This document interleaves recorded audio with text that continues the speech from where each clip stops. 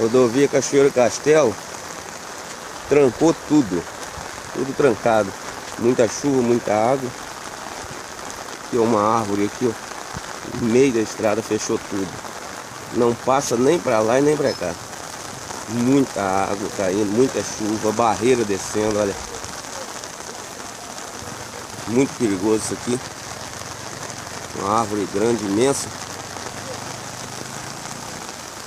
Chegar mais perto aqui, tentar ver o outro lado, olha.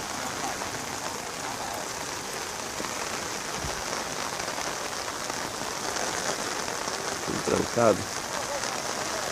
Muita água descendo.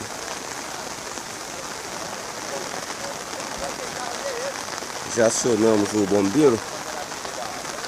Vamos aguardar para ver se o bombeiro consegue chegar até aqui. Porque, segundo informação, tem mais árvores caídas para trás aí no caminho.